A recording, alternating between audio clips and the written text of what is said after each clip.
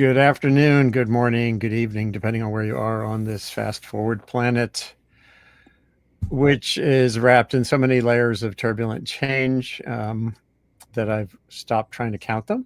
This show started during the early days of the pandemic, and then along came Ukraine, climate change always in the background, and um, now the Trumpian moment, which is becoming more than a moment, at least for the moment. I haven't paid attention to the White House. I guess there was doing some live event today to prove he's alive. And his approach to climate, no surprise, is like a wrecking ball. The science, the funding, off the coast in Rhode Island, where I grew up, a multi-billion-dollar wind project, almost complete, is now stopped, and it's unclear where that's going to go. And in the meantime, the Secretary of Energy commissioned this report in July that came out in July from 5 climate curmudgeons, people who have some kinds of publishing records in relevant fields and or in climate itself, but all of whom have sort of staked a claim as at the very least contrarian. And now a batch of scientists have come out with a report, a review of the review of the review. And so, Pam is here too. I'm going to bring you in right away, Pam. Oh, great. Pam, can you tip your camera down or something? You're almost, I'll move myself to the bottom. Let's go back a little bit. And I'm always forgetting how you pronounce McElwee or McElwee. McElwee. Yeah. Who has been on Sustain What years ago, talking about forests in Guatemala, if I remember correctly. Yeah, indigenous people's protection of forests and how it contributes to climate change mitigation. Yeah. Right, and Pam is a contributor to this 85 plus author critique of the climate change critique of climate change science. So I want to start right away. First of all, thank you all for spending some time here today. It's a very busy day. You've just launched the thing. Bob, I think here. Say again. It's great to be here. Well, I'm glad that we've connected. And Bob, you have to get off fairly quickly, right? I think so. Maybe we start with Bob Kopp, who I've known forever, on the climate beat, particularly in the context of climate of sea level rise, but also Bob helped convene a meeting at Rutgers years ago on climate emergency, the policy and science questions around that. Bob recently was part of a paper pushing back on tipping points and how that's used or abused. And you're one of the prime people who've devoted a lot of time to this, along with Andrew Dessler, who's at Texas A&M. And as I just said, Pam McElwee, who's, did I get right, at Rutgers. McElwee. Yes. So Bob, let's just start with you. I'm going to ask each of you, why did you devote time to this? Why is this time, quote unquote, different than maybe other times when there've been these kinds of pushback? Yeah, I mean, so I would say, right, we had a 1 month review period. More than 85 climate scientists and other experts came together to produce this detailed 450-page review of the DOE report. So I think we're clocking in at almost 3 times the length of the DOE report. And right, we had only August to do it. So why did 85 people give up a month of their summer vacation to work on this? Well, I would say, like, if this had been, say, the Heritage Foundation producing it, I don't think we would have. What matters is that this is a Department of Energy report, a U.S. government report. And it's a Department of Energy report that the first time most of us heard of it appeared in the EPA's proposed rule purporting to overturn the fact that climate change is a danger to public health and welfare. Right. And so, those two things, the fact that it, has somebody who's worked for the Department of Energy, I was unsettled to see our agency's logo on the top of this document. But the fact that it carries the imprimatur of the U.S. government and that it is being used in policymaking means it merits a report that just a bunch of 5 old scientists, respending things they've been respending for 20 years Right. wouldn't on its own. Yeah, Steve Koonin actually has an energy department email address now. He's back at DOE. He was Yeah. there when I was there too. So that's the next of it. Like this matters because it's a statement of the U.S. government. Otherwise, it wouldn't matter. So let's just quickly go down up the chain here. Yeah. Andrew, you're essentially the lead sheepdog and bulldog, I think, in this. So what drew you in, and what makes this different, and why go there? Why? Just same question. Why? Yeah, I mean, I guess all of what Bob said applies to me also. I would just add that, I did not go into science to make money. I didn't go into science to push my liberal agenda. I went in because I love science and I respect science. And science it's my life. I've literally devoted my life to understanding the science. When I read the DOE report, I saw a report that does not respect science. It is a mockery of science. And I just thought, this offends me to my core that people are passing this off as science. I had to respond. I didn't know what that form of the response would be. I just sort of said, I have to do something. And so I put out on Blue Sky something like, is there a coordinated response? Who's doing it? And I didn't realize that I was volunteering myself when I said that. But, a bunch of people came back and said, oh, I'll help. And I thought, okay, well, if there are all these people that will help, because I think a lot of people felt the same way I did. I said, let's do it. It's arguably our responsibility as scientists. They want a debate. We'll give them a debate. Yeah. And Pam, so over to you. Again, your focus on land use change, as you were saying a minute ago, indigenous management, traditional management of land as it relates to sustainability for forests and for various parts of the world. What pulled you in, and just a little detail in what role you played. I'm not going to scroll through the whole report to get to your section. Yeah, I mean, I had the same response as Bob and Andy. It kind of offended me that I've spent so much time working on climate assessments through the Intergovernmental Panel on Climate Change, the Intergovernmental Panel on Biodiversity. Like, we do these assessments properly. They take years. They take large groups of scientists. We debate all of the findings and dig into the research. And to have this come out as a federal report without respecting and following all of those science assessment processes, it made me angry, because we as scientists follow those rules when we do these type of assessments, whether it's a national climate assessment or an IPCC report. And to have this DOE report not do that was, as Bob and Andy have said, kind of offensive to me as a scientist. Yeah. And, frankly, I'm going to show a slide that I've posted periodically, just backing up from the specifics of this report to what's been going on with these issues. As a journalist on this beat for 40 years,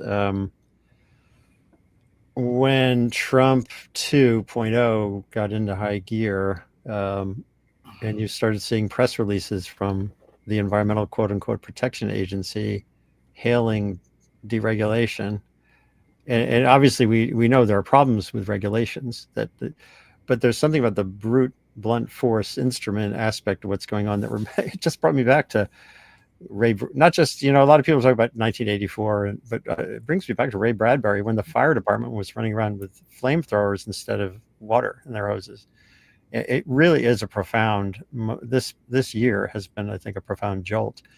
And I don't know whether that's also part of what fuels you all. Maybe Bob, and then.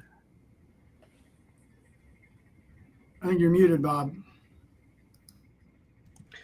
I have a thread on Blue Sky that I've been keeping for 3 months or so. At this point, I think 40 different things this administration is doing to dismantle the climate research and climate knowledge infrastructure of this country.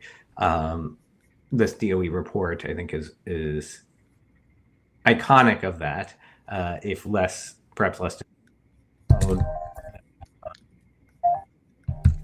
then sorry. That's okay. If less destructive on its own than, say, the defunding and firing of our federal scientists. Yeah, turning off satellites, et cetera, et cetera, et cetera. Whoop, sorry. Are you still there? I'm still here. Yeah. Yeah, we're all here. Yeah, Andy, you know, I mean, again, this goes beyond just this report. I just wanted to sort of touch on that idea. Sure. I mean, let me just say that science is one of the great energizers of our economy. You know, why are we the leaders in AI? Why are we the people who are making medical breakthroughs? Why are we the, you know, did we develop the first GPS system? You know, it's because of research in government labs, and you know, the Trump administration is proposing to cut. We'll see what actually gets cut. Funding, and it's going to shut off the flow of PhDs. And we're not talking about climate science here. We're talking about all science. And so, I mean, unless you think that the U.S. has too many PhDs, which would be insane, then I think you have to think that all of these attacks on science are not going to help us. And it's not going to be an immediate thing because we have enough sort of PhDs and innovation in the bank that, you know, maybe it'll be 10 years or 15 or 20 years. But you already see, for example, in clean energy, China is absolutely killing us in automobiles, like EVs. Yeah. China's killing us. And this is going to, as we cut off doing science, they're going to do more and more of this. And the New York Times had a really good article about, you know, the authoritarian playbook on killing science. And so I view this as just sort of another part of that, but one specifically also tailored to help fossil fuel interests. Yeah. So let's get back to the report itself. I mean, your report on the report. You've posted some takeaways. There's a press release. I had the shortcut link here. I'll throw it up in a second. How important is it to do the detailed deconstruction, which sometimes feels like it's almost playing into the game? Yeah, no, that's because, really as you know, there is gray space. You know, these are not yes or no questions. No, I mean, that's a good point. And several people sort of said, you know, if you do a detailed point by point response, you're essentially adopting their framing of the problem, which is crazy. But on the other hand, we had 30 days. I want to make sure all your viewers appreciate how little time that is and how that really indicates that the DOE is not interested in any kind of legitimate debate. Assessments have to give much longer time for that. And you need to go through multiple rounds of peer review to do multiple rounds of peer review. And, you know, they didn't do any of that. And they give people 30 days to respond. And you know, it's hard to write a comprehensive response in 30 days. So what we have is sort of the best we could do. I think if we had had more time, we could have had 500 authors writing 2,000 pages. And, you know, there are inevitably going to be some errors in there, as we said in the SPM. We already found a sentence Bob and I did where we wanted to say something is not true and we left the word not out. So, I mean, these errors are just, I mean, there are going to be errors in there. And I hope the people who say we want to debate don't get hung up on, you know, there's a typo in this sentence, or, you know, this one thing is wrong. If they want to debate, they got to debate. So treat the debate seriously. I'm feeling that they're not going to do that, though. Well, yeah, I mean, this, sorry. So, and yeah, I mean, I'm just going to jump in and say, I mean, we have to remember there are two audiences, at least, for this report. Least, yeah. Right. Well, let's just say, again, I actually found it really interesting and I learned stuff from this process. And I think Andy has said he has as well. So I think there's like a legitimate scientific value in reading this document. But one is to communicate to the public and to policymakers that the DOE report in the form it was released at the end of July is not sound science. It is biased. It's full of errors. It's not fit for policymaking. The other, and then, you know, again, this is why the fact that this is a DOE report and not a Heritage Foundation report matters, is that it needs to be completely clear in a court of law that this is DOE report does not actually, you know, is not a stable foundation on which for EPA to build one of the two pillars of their purported finding that climate change does not endanger health and welfare. And that for me, at least, is why this, you know, 450-page response is worthwhile. You know, there are more concise ways of making that point in the public arena, but that those more concise ways don't make clear necessarily in a court of law how document is. Yeah, and I think in a way that will come out because they're the Union of Concerned Scientists, Environmental Defense Fund, others are already gone to court 2 weeks ago to try to get an injunction on the application of this. And I want to add on because you put this quote up. Highly influential scientific assessment is a term that has a meaning in the U.S. government. Mm-hmm. It's an assessment. I think the threshold is that is used to inform decisions with more than $500 million worth of impact, which certainly the endangerment reconsideration would be. And one of the requirements for a highly influential scientific assessment, and that's been there for requirement for all this century practically, is that it undergo an unbiased, transparent scientific peer review by with the iconic representation of that being a group like the National Academies. And not only do we not know of any plan by DOE to do this, EPA is actually relying on what it acknowledges as a draft version of this report. So even if the plan for the DOE report were to do the sort of peer review that is legally required, EPA is relying on a pre-review draft version of it. So there's multiple reasons why the way this report is used just does not stand up. And I'll just add that nobody has seen publicly the draft version that the EPA was citing, so we don't even know what it says. It's probably similar, I'm guessing, but who knows? Yeah, I want to bring up Roger Pilkey Jr., who I know is a hot button name for some folks, but he's done a lot of peer-reviewed work on, especially the disaster interface, the work on emission scenarios with others. And he's just posted today an initial look at the review of the review. And there are, just as you were saying, I mean, you did a shitload of work in a month. And it would be shocking to me if there weren't some errors somewhere in there.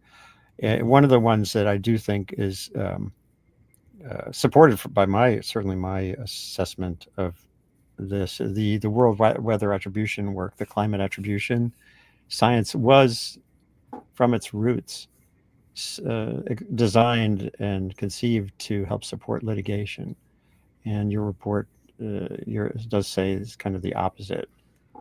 And I don't want to make this like an echo chamber kind of thing, but like here, this was Climate Wire, Maxine Jaslow, who's now at the New York Times, had quoted Frederick Otto, who saying exactly that. Unlike every other branch of the climate science or science in general, event attribution was actually originally suggested with the courts in mind.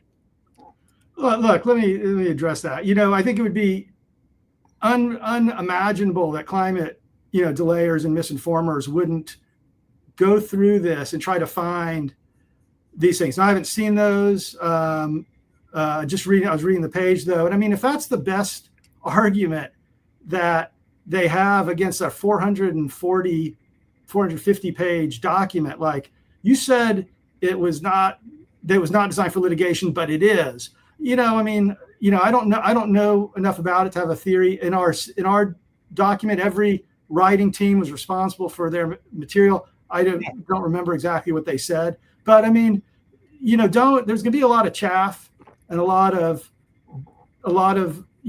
people trying to change, muddy the water. That's the whole point of this. So let me just remind all your viewers, what are the important things to remember? Okay, the Earth is warming. Humans are to blame. It's right now having an impact on extreme weather. We're expecting much more warming, geologically significant amounts of warming, and the impacts of that are unknown. Now, if you want to talk about whether some attribution method was designed for litigation or not, go somewhere else. I mean, that is not a meaningful part of this debate. And I think people need to, if you see someone just trying to spin up mud to muddy the situation, you got to call them out on it. Bob, you have any thoughts on that? And you might be, I think you're muted, I think. Obviously, Freddie Otto's in the best position to talk about her work. She's not the originator of the field necessarily. So I think you should look at what the origins of it are. I first clocked into the field, the topic, and with Kevin Trenberth's work 10, 15 years ago. I don't recall litigation being necessarily a part of it. Perhaps it was, but also that irrelevant. Well, I mean, I think the meta point here is that there is agenda-driven science on the other side. And I know Steve. But it's science. I know. Yes. Iterative, critical process of science, right? Regardless, I mean, people pay money to do biomedical research that is motivated with the goal of having medical solutions. That doesn't mean that folks down the road from me at Johnson & Johnson aren't doing science. The question is not whether they're doing it to make money or whether they're doing it by giving up their summer vacations. It's whether they subject their work to the iterative process of publishing the results, submitting it to peer review, letting other people critique their peer review. And this report simply doesn't stand up to that process. And much of the claims in it have already been published and they've already been rejected. Yeah, no, that's why I don't want to necessarily harp on this. But to me, one of the key points that I've been trying to make, and this is from their original report, I've talked to Judy Curry and Christy for many years about these things. And what they did here, the great uncertainties about these many factors may make it impossible to precisely predict future emissions. Correct. As if that's a reason for sitting on your hands. And that's I've seen that forever. And then the other thing that bugs me from that end of the spectrum is they're very happy to have it appropriated and exploited by the policy world, the Senator Inhofes of the world, to do nothing.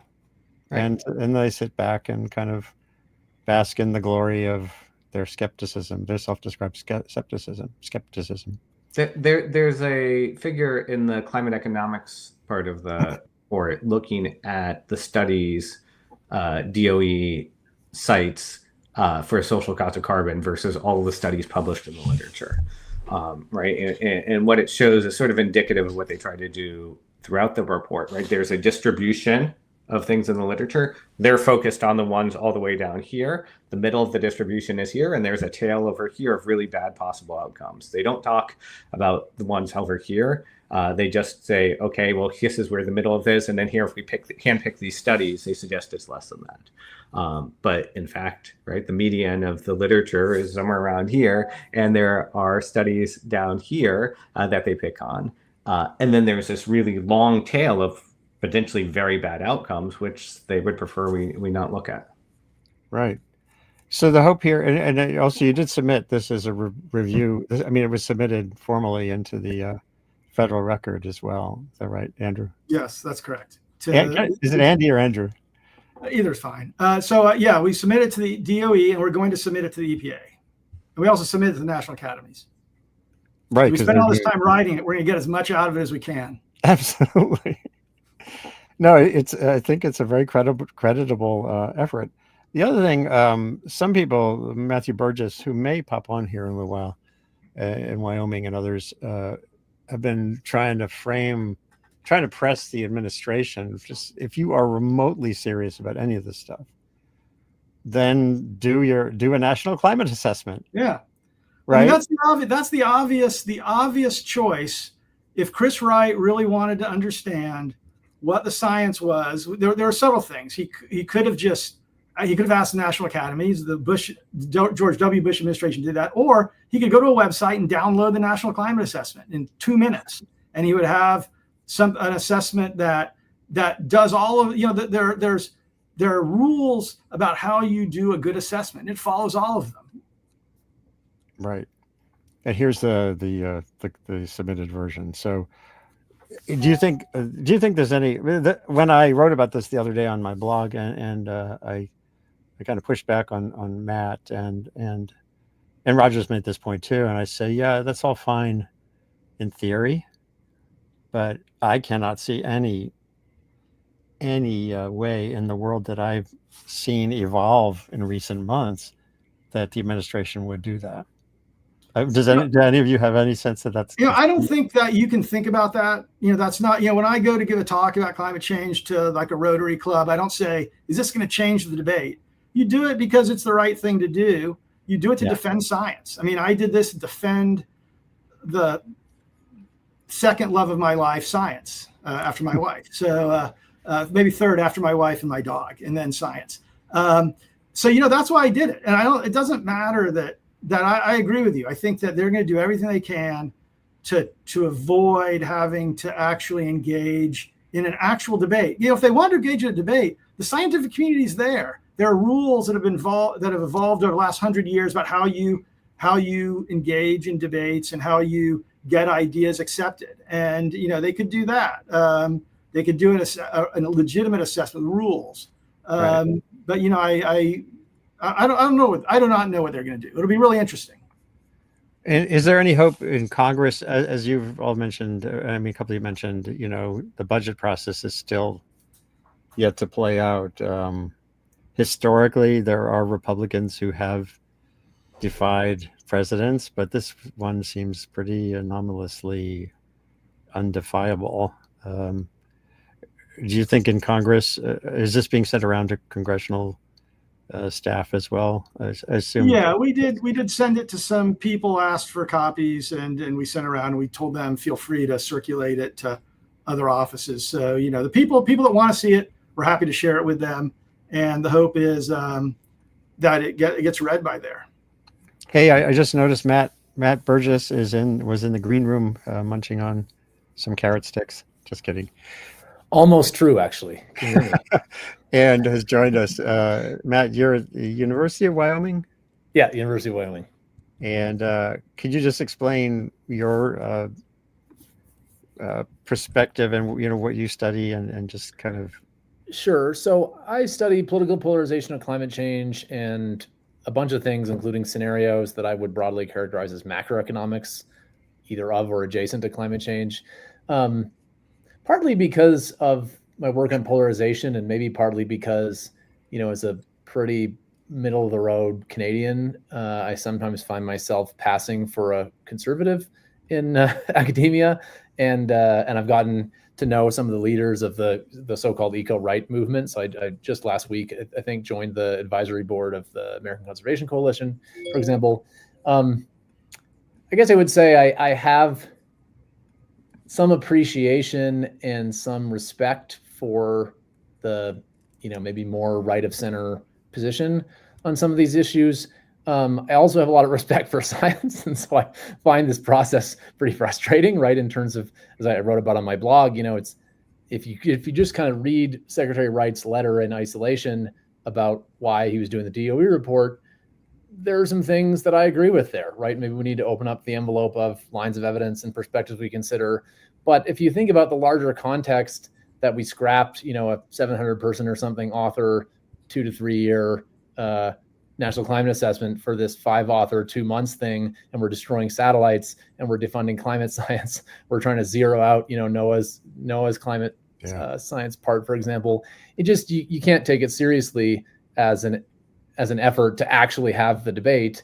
But I think as a matter of public discourse, for sure, and in many cases as a matter of science, it's worth having the debate, right? Obviously from a scientific perspective, all we care about is what's true and not true. But on the other hand, if you've got a large fraction of the country that believes something, I think you want to have that out in public, kind of regardless of whether or not what we think about it as scientists. I also think there are areas where the notion that maybe there are blind spots. I don't like the word bias because I think it kind of assumes nefarious motives, right? But for example, my former colleague Max Boykoff had a survey that found that I think slightly more than 80% of climate scientists identify as liberal or very liberal. There was, I think, a larger fraction identified as radical than identified as conservative. There's a survey that found that 40% of professors nationally identify as one of radical, activist, Marxist, or socialist.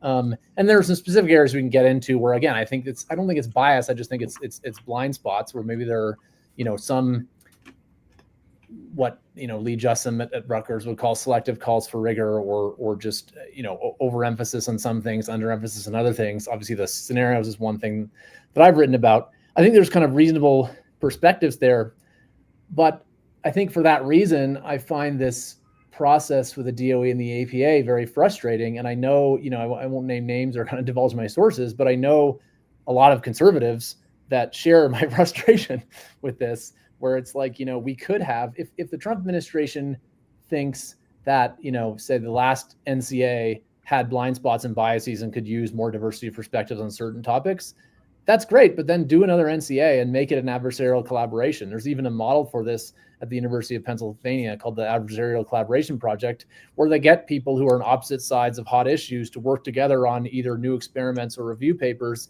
that reflect some kind of consensus. And they've been, I think, really effective. And they've taken on some really hot issues, like there was one that came out recently on, gender bias in science, right? So sort of what areas is there evidence of bias against women, where is there evidence of bias against men, et cetera, et cetera. So you could do something like that for climate change, and you could do it within the context of the NCA, which is this congressionally mandated thing that we already are supposed to do.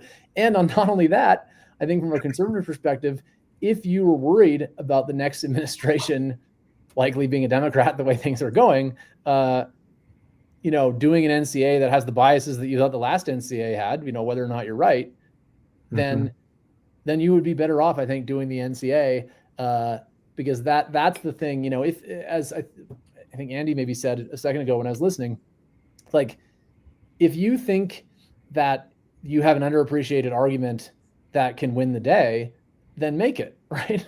And destroying satellites is not the move of people who think they can win the argument. So it's obviously, offensive to what you might call the mainstream perspective that they're doing this, but I think it's also offensive to the perspective that the people, authors of DOE and others, have a point in some areas, because you're sort of not acting like somebody who has a point, even though maybe in some areas they do. And just really quickly to end, when I was looking at the DOE report and the EPA, I'm sorry I haven't had a chance yet to read this new response.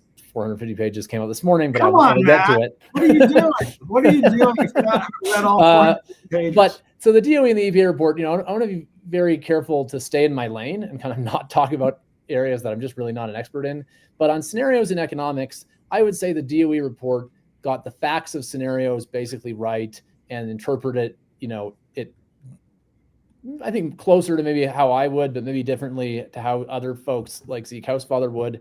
And I think on economics, it made some important points, for example, about uncertainty being underappreciated and kind of the cost side of some policies being underappreciated. But there were definitely some areas where it got over its skis. Like, I think at one point it said that there's the weight of evidence is that there's a positive effect of climate change on poor countries, which I would say the opposite is true.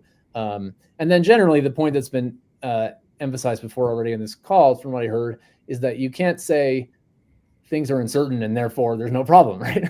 Things are uncertain. Yeah. Definitionally, you don't know that there's no problem. So I'll leave it there and take questions and comments. This is valuable. And by the way, seeing as Michael Mann is at Penn and Corey Clark's project, I had Corey on my show maybe a year ago, with another scholar talking about self-censorship in science, sort of self-censorship. And boy, we get them both on. He's got a book coming on, so maybe we can get him to talk about it. How do you? But here's my question: who's the referee? Like, how would you actually? Well, I mean, there's actually a legal process for this. For highly influential scientific assessment, there's a legal process and a standard for review.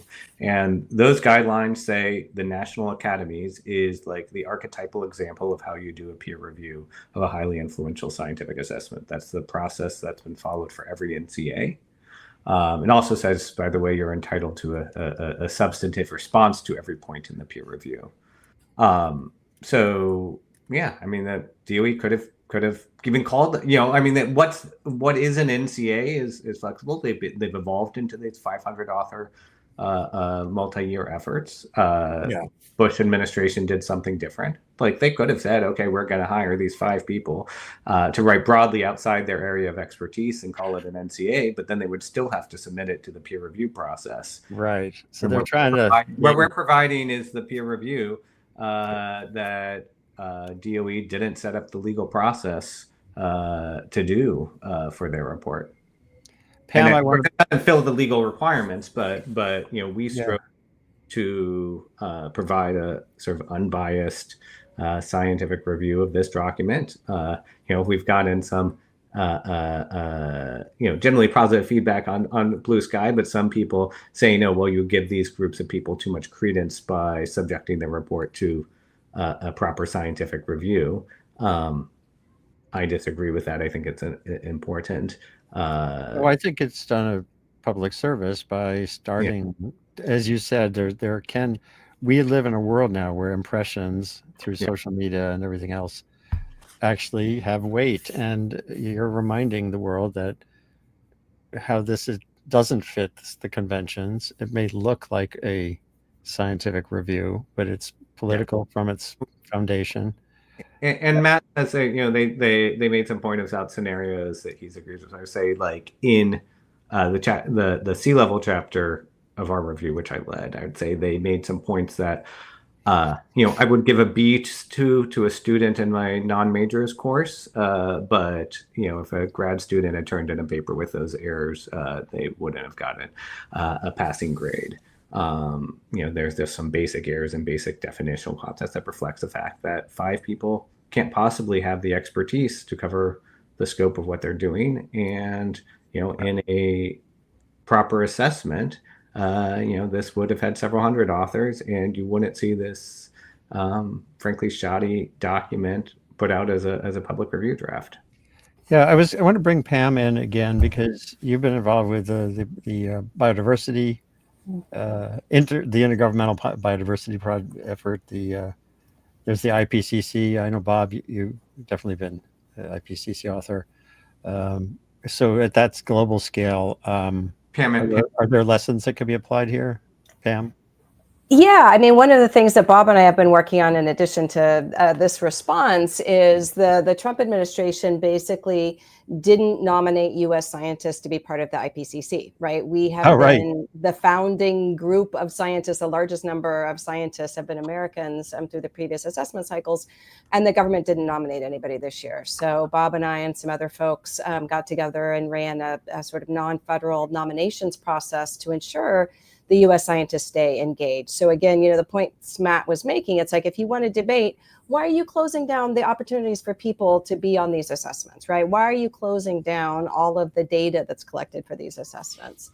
So we've been working on this behind the scenes. Luckily, our efforts have been successful. So there's around 50 U.S. scientists that are going to be on the next IPCC report. Or the next assessment cycle, which comprises 3 major working group reports. Bob will be on one of the assessment groups. I'm going to be on one of the others. So there's a lot going on sort of behind the scenes, but typically this would be the federal government that would be helping, get folks involved. And particularly since we have so many world-class federal scientists, we were just talking about the DOE report. Why didn't they peer review it? Why wasn't it written by the fact that the DOE has world-class climate scientists at so many of their national labs, right? Why did Chris Wright have to go out of DOE and find 5 people that agreed with his point of view, right? Why wasn't he using the resources of DOE? These are the sorts of questions that sort of raise all of this process issue that we've been talking about, right? It's just outside of the normal scientific processes for these assessments. Right. So any last thoughts from everyone here? I know it's a very busy day for you all, for sure.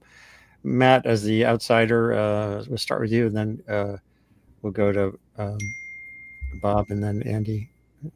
Keep saying it until it happens, or not. But let's do a national climate assessment, right? It's required by law. If we don't do it now, it's going to be done by the next administration. Again, the way things are going, that's probably going to be a Democratic administration if you just look at the polls, although the Democrats have some polling problems of their own. And, I think that there are some issues where an adversarial collaboration would be great. I think, economics cost benefit is one, maybe scenarios is one. Extreme weather attribution, I don't know much about that myself, but you, I think, mentioned earlier when I was kind of listening, the debate between Frederique Otto and Roger Pilkey Jr., right? That seems like a perfect area for an adversarial collaboration on how should we think about extreme weather. If the administration thinks that the uncertainty and cost side of the economics are worth considering more, there's lots of good scientific data and evidence that we can have out on that. I think the last thing I'll just say as a provocation to people on all sides of this is that I don't think that one U.S. administration is going to have as much of an impact on global emissions as people think. There's a kind of a large interconnected global market. There's been some really interesting things that have just come out recently. For example, Africa is having a China-led solar boom, maybe because we don't want to buy their panels anymore, right? And Pakistan too. And I didn't see that, but I could believe it. And U.S. emissions have been declining at a basically linear rate, since the George W. Bush administration. The global CO2 intensity of GDP has been declining at a basically linear rate since the 60s. So I guess I think that the stakes maybe are smaller than we think in terms of what the climate looks like, but all the more reason to make the scientific discussion more civil and reasonable and serious, which, I think that I know some of the individual authors of the DOE report, I think they're all earnest, serious people who believe what they believe. But I don't think that anybody really thinks this has been a serious process and we could benefit from one. I do too. Again, finding the space for that in the world out there, at least as a governmental process, will be really hard. Bob?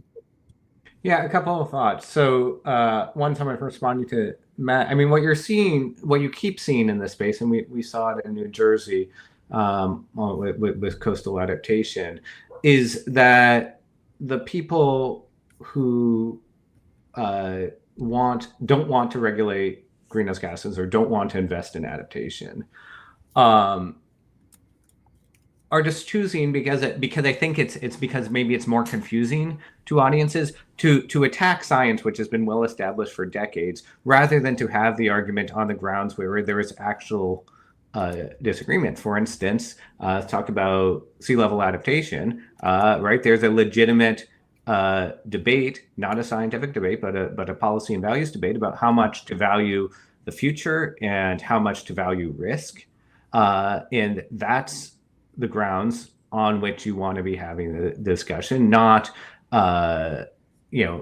what critics often seem to do, which is to go to the science and attack that. So Matt pointed to benefit cost analysis. I think that's a great area for discussion. Whether or not lots of scientific analyses show that it is. The DOE report says, basically we drew some lines through some curves and it wasn't obvious to us whether or not it's accelerating. That's, sort of putting science on one side and vibes on the other isn't how you do this. And I think there are areas, the more you get into policy areas where there are legitimate grounds for debate. But fine, let's have the discussion about, do we care about people who don't live in the United States? I mean, I think that or do we care about our grandchildren? We don't need to challenge science that, frankly, some of it was known to the people who drafted the Clean Air Act and in presidential reports to Johnson and Nixon. So let's have don't use debate. Don't use fake debates about science to mask real debates about policies and values. Oh yeah, that point you made about the social cost of carbon questions, like how much you value the future and people outside the country. I had Cass Sunstein on here recently, and we also talked. I talked with him about the values with David Roberts, who's now the Volts blogger. Great, he did a great piece years ago for Grist magazine on how values hide behind numbers. We use numbers to mask what really are values-driven decisions on something like that. So finding those pieces, like Matthew was saying, finding those pieces of the climate prism, defining which ones are values-laden and which ones are actual science is a good starting point. And I think how we do that with this administration and powers is still a hard question. I want to actually show something here. It was a long time ago when I first thought of the sea level debate, like how fast is it rising? Or it's kind of like, I used to say, it's like watching a bus starting to roll down a hill in San Francisco and debating the speed of the bus. And I found this recently. Here's a bus full of kids sliding down an icy road. Do we really care if it's going 2 miles an hour or 3 miles an hour?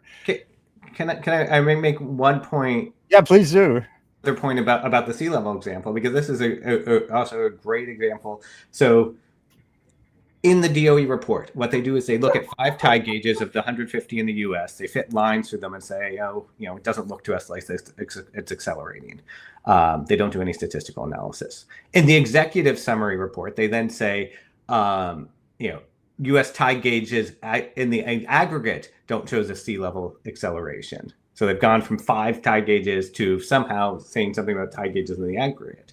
In the EPA proposed rule, they say that the DOE report says that sea level rise is minimal. So they've gone from, we fit a line through 5 curves and it didn't look to us like there was an acceleration, to, sea level rise isn't worth worrying about. And that's an interesting chain of telephone that you can see just by comparing the report, the chapter summary, the executive summary of the report in the EPA. Yeah. Andy? Well, I'll just say that, when I talk to my students, one of the things I really point out to them is the consequences of this debate, in the sense that we live in a global economy.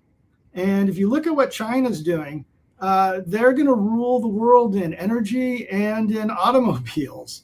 And if they keep producing more PhDs than us, they're going to rule the world in everything. And so I think that even if you forget about climate, this has really profound implications for how, whether we're going to give away, one of the biggest economic sectors of the 21st century, energy, to China. Because if we don't develop it here, we're going to be buying it from them. And it looks like that's what the administration has decided, that we're not going to be competitors in the renewable energy space. And, that's going to be profoundly bad for the future of the U.S. And not to mention the fact that we're cutting science funding.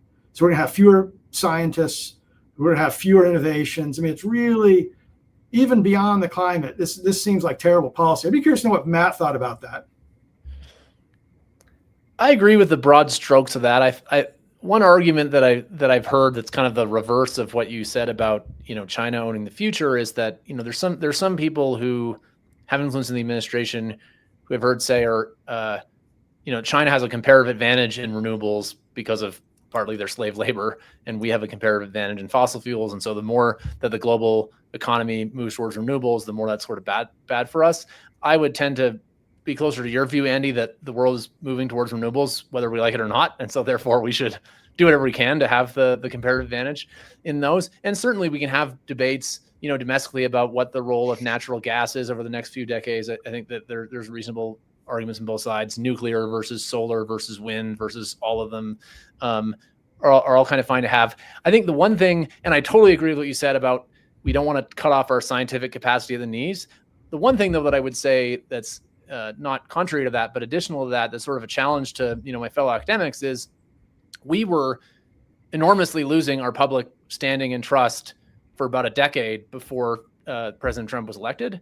And so we've got some of our own cleaning up to do if we want to shore up the future of American science, irrespective of what's going on in the Trump administration. Oh, yeah, I've made that. I first wrote a page 1 story on declining focus on innovation and basic science around climate solutions. And to my Canadian friends, because I'm Canadian, applying for citizenship in the U.S. In the next year, hopefully. Oh, really? You're coming the other way? Can we trade? No, just kidding. Well, I think you can be dual. I would say, to Canadians and other countries, Europeans too, if you want to benefit from, the American government's current retreat from science, then you better clean up the same problems that you have that sort of mirror the problems that predate President Trump that are here, and also get your economic house in order. Because right now, Canadian economy is going to have a hard time supporting large investments in stealing American scientists. And I think you could say the same thing about a bunch of European countries. So yeah, there's lots that we can do to get our house in order, irrespective of what happens in the next 4 years. But I think there's a strong conservative case that is implied in some of what Andy said, that we want, American greatness includes American greatness in science. In fact, something like a fifth of U.S. productivity since the Second World War comes from science, directly or indirectly.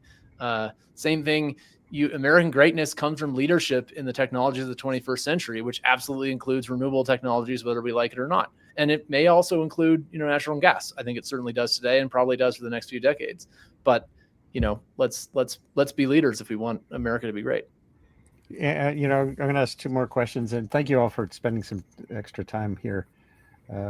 Pam, I'd like to get one more thought from you, but Andy, in Texas, Texas is outdoing California in terms of its own adoption of renewable electricity sources, and it's not a function of who was governor.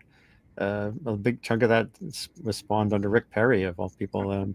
So it's like, do you think there's a possibility that what I would see as overreach by Trump right now in terms of what's happening, it's so surreal, almost comical, almost comic bookish, could finally break some people out of their pattern of thinking they want more of what he's selling?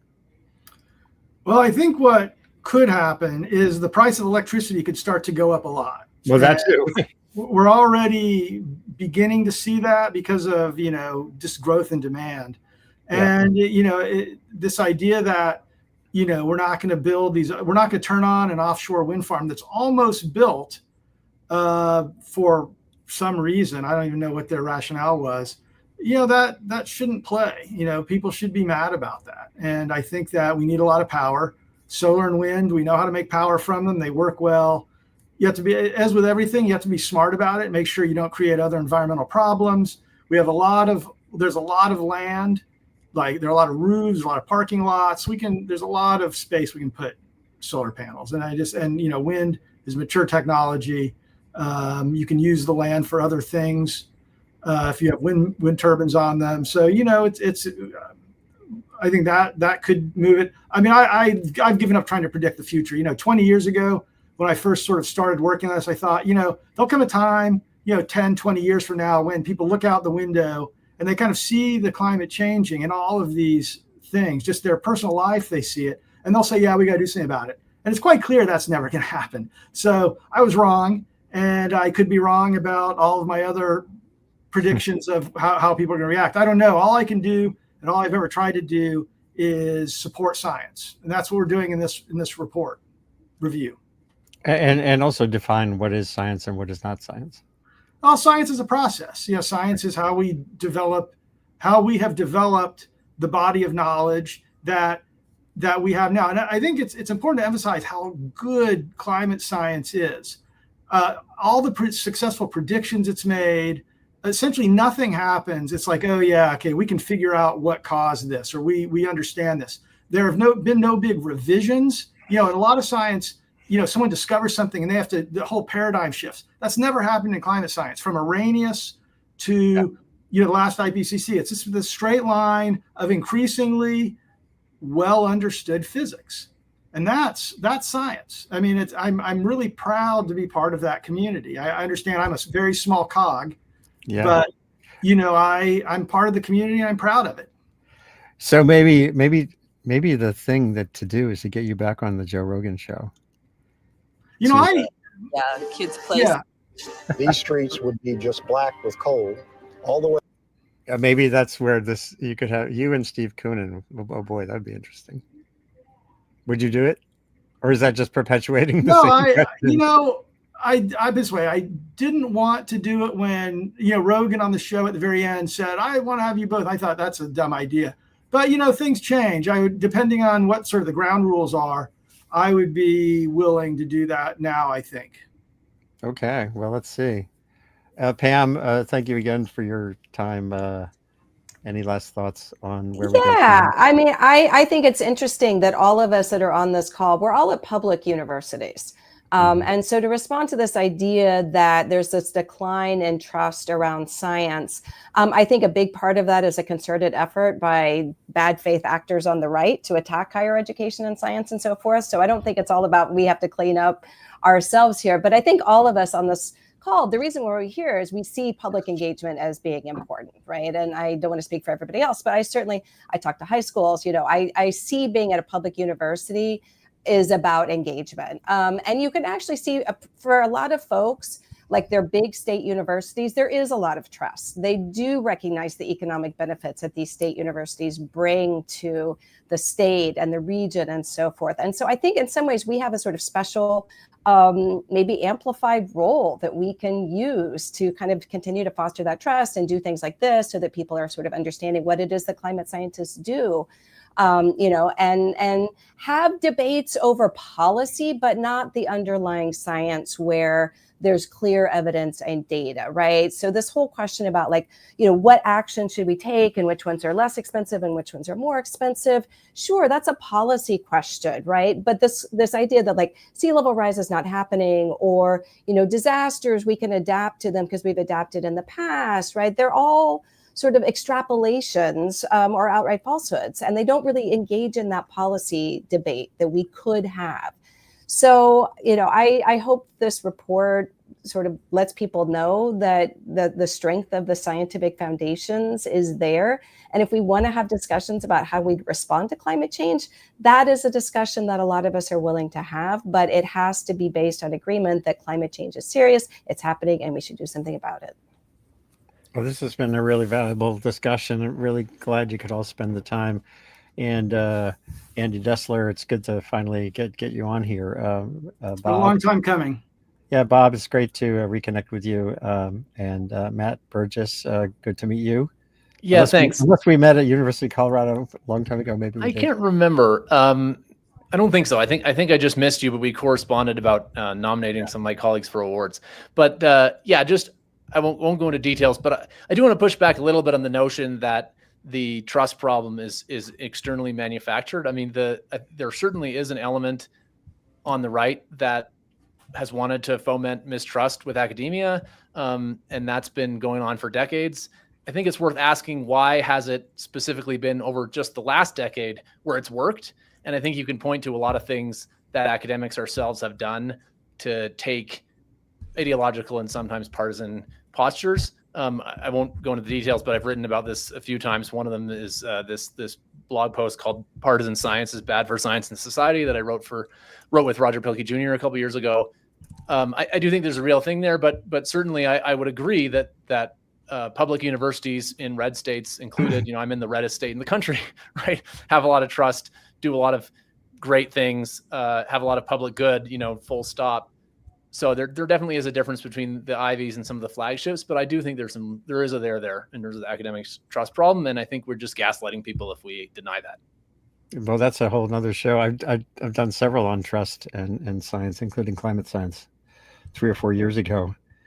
So this is great. This has been, I'd say, chapter 1 of a dive into a very valuable effort, Herculean almost, effort by 85 plus scientists to try to articulate what is and is not scientific in the report that the Trump Energy Secretary commissioned from 5 longtime, I will call them climate curmudgeons, people who are smart and have done some work that's valuable and some work that's questionable, like so many of us.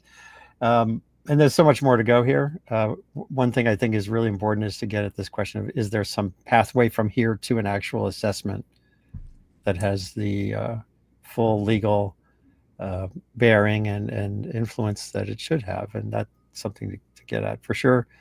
That model at Penn University, at the University of Pennsylvania that Matthew talked about Absolutely. I want to get into that adversarial collaboration. I've done shows here before with Peter Coleman. Peter Coleman at Columbia runs the Difficult Conversations Laboratory. And one thing that he taught me when I was at Columbia is what you don't want, you're not going to end up with agreement. What you want is cooperation. When you have deeply divided parties, and his work is all from like Middle East diplomacy. This applies everywhere. It's just great to have you all here, Pam at Rutgers, and everyone. Good luck with your next stretch of work on this, and then comes teaching that too. Take care. This is Andy Revkin. This has been Sustain What, and we'll do more on this going forward. Reviewing the climate science critique done for Team Trump. Take care, everyone. Andy, if you could stay on for just a second. Sure. I was on Lex Friedman's show. I've not been on Rogan, but maybe that's another area. I haven't been in touch with him in a couple of years, but maybe you could find some way to get some of this revived in that arena. I think there's some value there. I mean, he went on this rant about this Washington. You leaving, Matt? All right, bye, Matt. He went on this I saw that, and actually, Washington Post article, and I actually emailed the booker, and I said, "Hey, if he wants to have someone on to talk about that, I would." And he goes, "I'll ask him." He goes, "If I'll ask him. I'll get back to you if he's interested." And I never heard back from him. Yeah, so he's not. My sense is that he actually doesn't want to talk. That he doesn't want to talk about climate change. He seems to have a pretty conspiratorial view for whatever reason. Yep. But I don't know the guy. Yeah, well, I don't know. This is as we were saying earlier. I really don't see anything productive happening with this White House. I agree. This idea that we should do a national climate summit, it's a great message. We should keep pushing, but I mean, they're obviously not going to do it. They're obviously not going to do anything that has any credibility, just because it wouldn't give them the answer they want. You know that. Yeah. So, I mean, just last thing, when I wrote about Bush, George W., when he sent a letter to the National Academies of Science in 2001, March, asking them to lay out the uncertainties in climate science for him. So it was a report. And of course, they had to kind of do what they were asked to do. Right. And that's not productive either. It was good to talk to you. Yeah, no, good. Okay, good seeing you.